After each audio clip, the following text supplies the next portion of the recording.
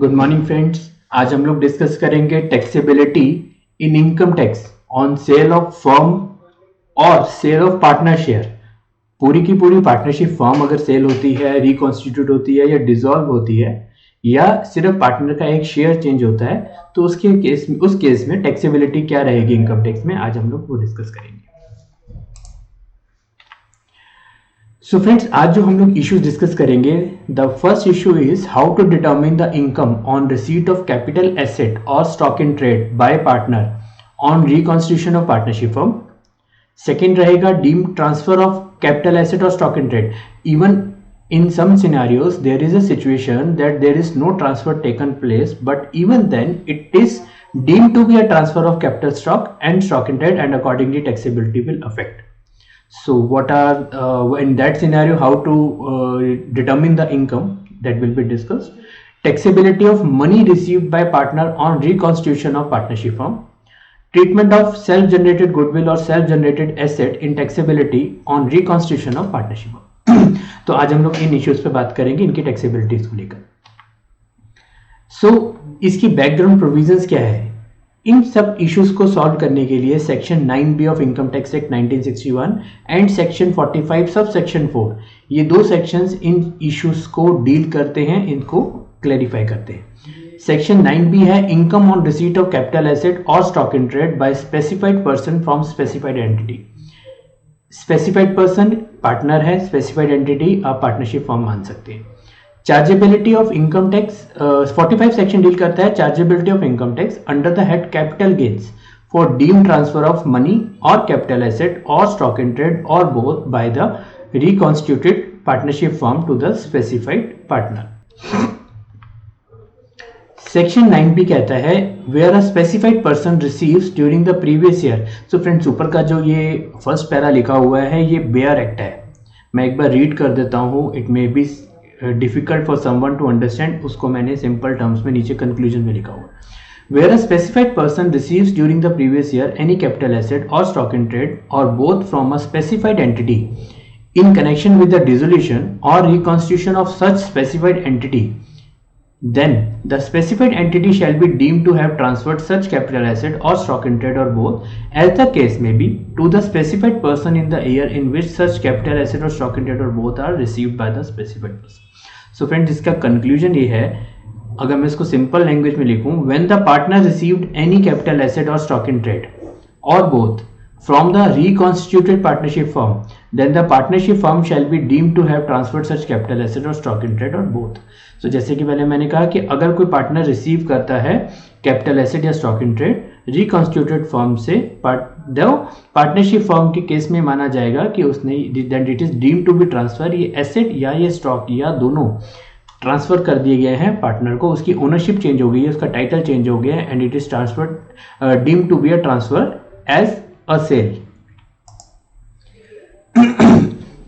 Subsection 2 कहता है any profit and gains arising from such deemed transfer of capital asset और stock in trade और both as the case में be by the specified entity shall B.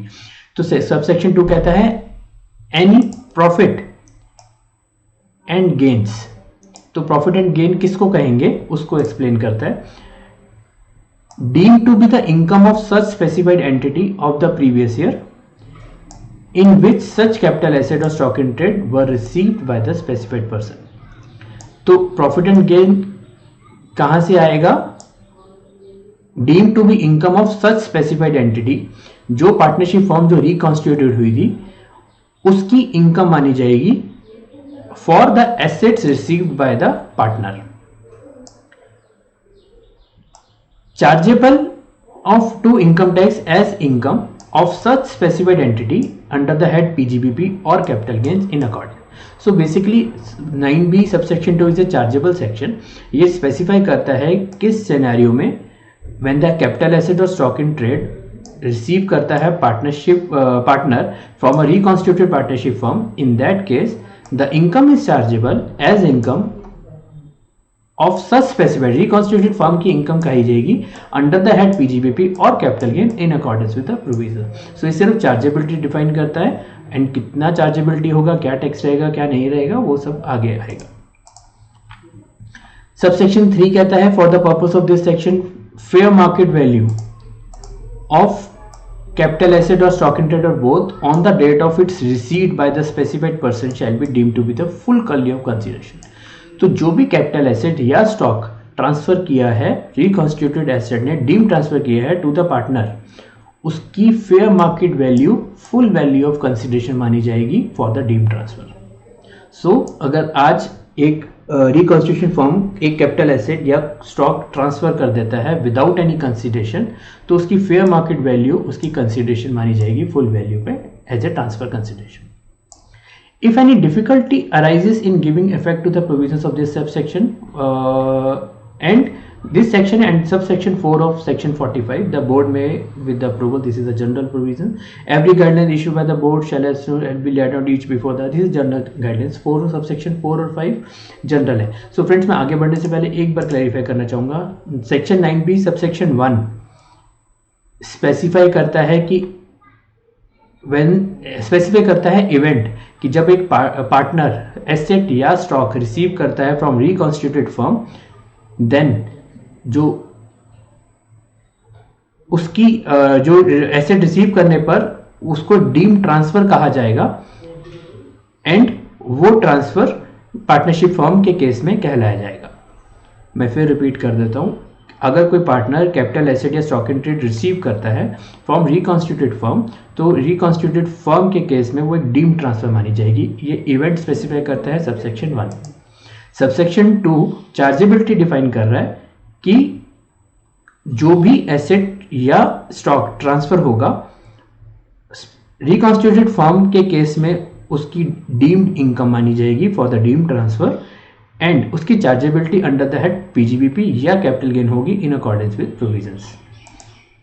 Subsection 3 कहता है कि जो भी एसेट या स्टॉक ट्रांसफर हुआ है या डीम ट्रांसफर हुआ है उसकी fair market value full value of consideration मानी जाएगी. तो basically 9b is an section जो कि सारी प्रोविजंस लेट डाउन कर रहा है for its chargeability and specifying the event. अब उसकी कैलकुलेशन अगर मैं कैपिटल गेन में बात करें तो वो 45(4) पे उसने छोड़ दिया. अब हम 45(4) पे आ रहे हैं. Notwithstanding anything contained in subsection 1, subsection 1 to subsection जो सेक्शन 45 कह रहा है वो कैपिटल गेन का सेक्शन है, इसको हमारे लिए इस पर कोई रेलिवेंस नहीं है. वेयर अ स्पेसिफाइड पर्सन, मैं अगेन ये बेयर एक्ट है, नीचे मैंने उसका सिंपल टर्म्स में एक मीनिंग लिखा हुआ है. Where a specified person receives during the previous year any money or capital asset or both from a specified entity in connection with the reconstitution of such specified entity, then any profit or gains arising from such received by the specified person shall be chargeable to income tax as income of such specified entity and shall be deemed to be the income of such specified entity of the previous year in which such money or capital asset or both were received by the specified person, and notwithstanding anything to the contrary contained in this act, such profits or gains shall be determined in accordance with the following formula. So friends, इसी को मैं rewrite करके एक simple language में लिखा है. When the partner received any money or capital asset or both from the reconstituted partnership firm, then the partnership firm shall be deemed to have transferred such money or capital asset as the case may. So friends, इस पे एक चीज ध्यान देने वाली है. जब हमने पहले बात किया था यहाँ पर 9b कहता था कैपिटल एसेट और स्टॉक इन ट्रेड, 45 कहता है मनी और कैपिटल एसेट, क्योंकि right in partnership firm is also capital asset. So इसलिए यहां पर स्टॉक इन ट्रेड की चार्जेबिलिटी नहीं आती 45 में. तो अगर स्टॉक इन ट्रेड ट्रांसफर हुआ है तो इसका मीनिंग ये निकलता है कि यहां पर जैसे हमने देखा कि अगर स्टॉक इन ट्रेड ट्रांसफर होता है that is chargeable under the head PGBP, और अगर कोई मनी कंसिडरेशन, मॉनेटरी कंसिडरेशन या कोई एसेट, कैपिटल एसेट ट्रांसफर होता है that is chargeable under capital gains. तो इसका एक फॉर्मूला दिया हुआ है 45(4) में. फॉर्मूला सिंपल फॉर्मूला है. A is the income chargeable to income tax, that is chargeable income को हमने ए डिनोट कर दिया.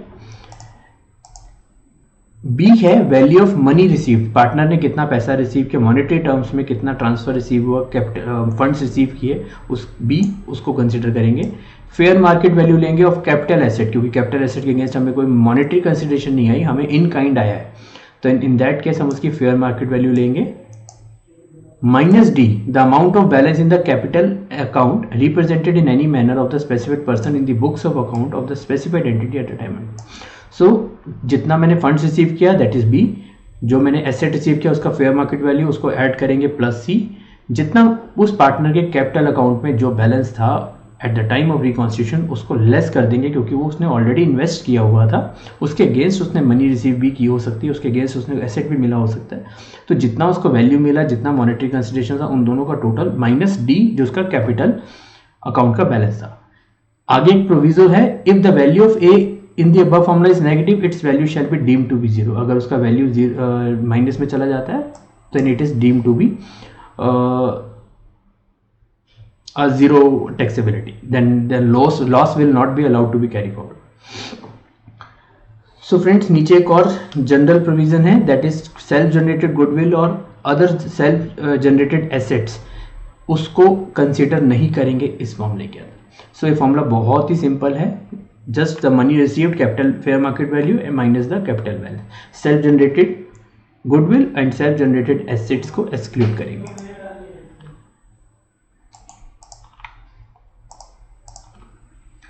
इसी में आगे एक्सप्लेनेशन है जो 45(4) की है, ये हम उसको डिस्कस कर चुके हैं, इसमें कुछ ऐसा खास नहीं है, फिर भी आप इसको रीड करना चाहे तो आप कर सकते हैं। थैंक यू फ्रेंड्स, अगर कोई डाउट हो आप प्लीज़ प्रॉप्स इंडिया फॉरम्स पे अपनी क्वेरीज पोस्ट कर सकते हैं। Thank you very much.